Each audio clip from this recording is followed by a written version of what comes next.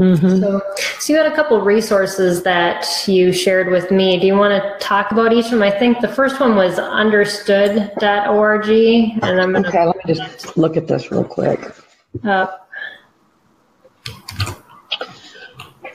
So the two resources that I gave are really just for your parents to peruse.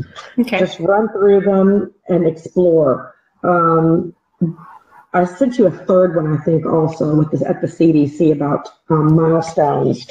And I was thinking about going ahead and talking about that first. Okay. But if you have a concern about your child, go to the CDC, to the resource that she's going to put on the screen, and just take a look at the Milestone Checklist. This isn't actually a link directly to the page with the free resources, and you can open up a PDF with the milestones appropriate for your age child. And if you'd like to look at the ones younger and the ones older, and make it a checklist, is your child very clumsy still? Is your child able to copy you playing 3 notes on the piano? Is your child able to button or zip as a 2-year-old? Are they able to tie shoes as a 5 or 6-year-old? That kind of thing. And of course, none of these things individually indicate any kind of problem, but there's something to watch, right? And maybe it's something to give yourself a little homework on. Mm-hmm. Just like a lot of times parents I've heard are very excited when their children walk before they crawl. But this is actually an issue. You don't want your child to walk before they crawl. This is something that has to do with synapses in the brain, connections. You need to have that patterning movement that in order to have proper brain function. In fact, you'll see a lot of children who are, in the state school, just it's not, it's difficult to say, but they're having to be taught to crawl. These are adults in the state school that are having to be taught to crawl to try to reconnect those connections that were never made as an infant. And again, not that walking before crawling is going to cause this to happen. I'm not saying that at all, but to let your children go ahead and even if they're walking and they never crawl, get them to crawl, play a game on the ground, pattern those movements, have somebody moving their arms and somebody else moving their legs, and get those connections done. Teaching your children to play with puzzles, teaching your children how to make up a game by looking at the things around them if they don't do those things. Very, very important problem-solving skills, very important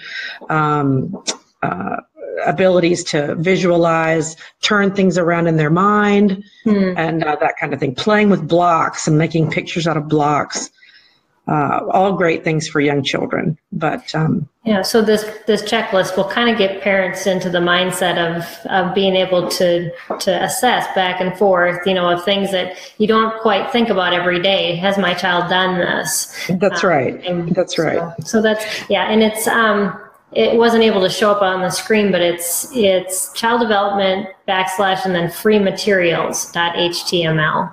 So it was a long address. Was it? I'll have to. But no, that's okay. Yep. Mm-hmm. Now, another one of the resources, I believe I sent you the PDF link for the IDEA parent guide. Do you see that?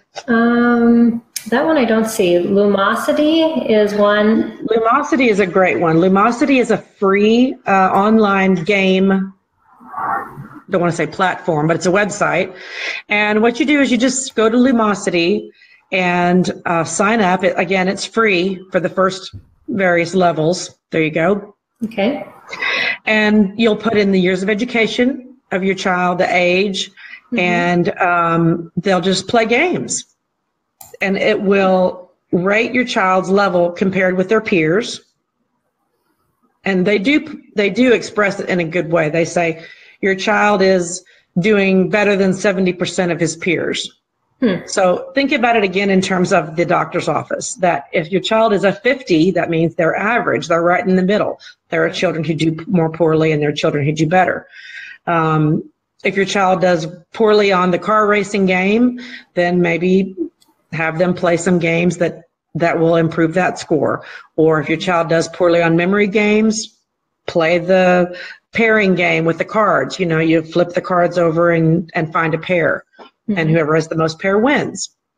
So but developing those skills. What types of things do these games look for as far as testing? Do they look into a variety of different things? You talk about memory.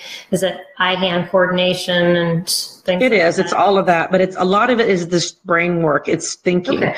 How quickly are you able to think and make a decision? Are you able to process information quickly? Okay. I'm trying to remember I tried it. I went through it one time, and I've had parents tell me that they really enjoyed it. You can go further, you can go deeper into it. I think you might have to pay a little money in order to really use it, but they have actually training on the website that will improve those scores. So besides doing that, try to brainstorm a little bit and think of things to do with manipulatives and really, you know, you have that for your visual education, but anytime we can learn something auditorily, visually, and tactily, then, or kinesthetically, you're going to learn it better. Yeah, because it's all touching different parts of your brain, and your brain connecting all those things together. That's right. Definitely. So after we looked at the CDC and the Lumosity, I'm trying to find my paper that I wrote down for you. Let's see. Oh, here it is. The Idea Parent Guide is,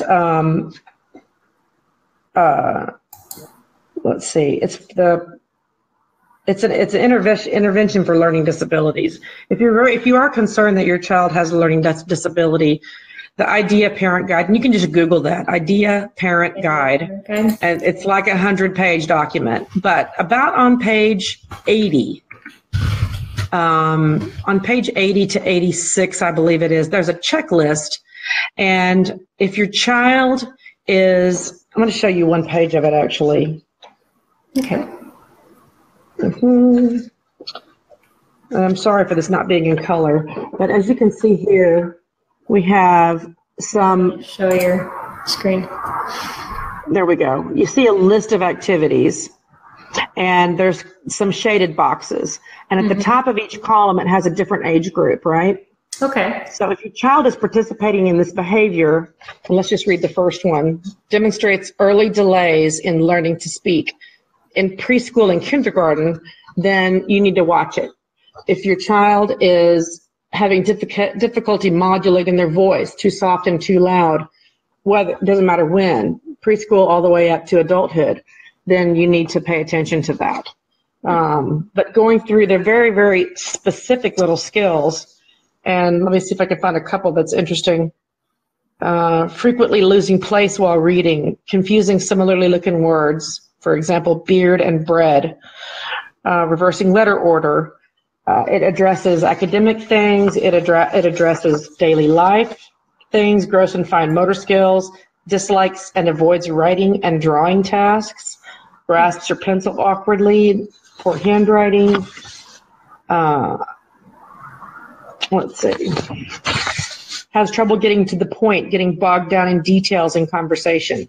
So most of our kids do all of these things at some point, right? Exactly. And, yeah, just like when you're learning to be a therapist, everyone self-diagnoses them with everything. You know, that's not the issue.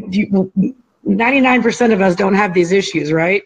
But it's the fact that they're persistent, or it's the fact that they're interfering with your ability to thrive, right? Well, and it's nice that sheet allows you, if you start when your child's young, you can keep that in your records, and you can assess them at those different age levels and keep that and have a record. That's right. Is this something that's continuing? Because in your mind, you can't keep track of all that information. No, there's no way. Yeah. There's no way. So and now the Idea Parent Guide is actually, most of that Idea Parent Guide will probably not be of interest to you, but it's good reading. But Idea has to do with a certification for your child, so that they can receive certain benefits in school. You've probably heard of a 504 child in public school. So the idea is a level beyond that. Okay. And that means that the school would receive federal funding to be able to help your child if you are IDEA certified, IDEA.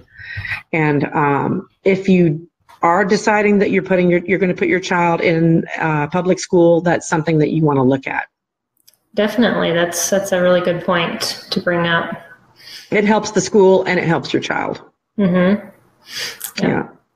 So the other two websites you had given me, one was understood.org.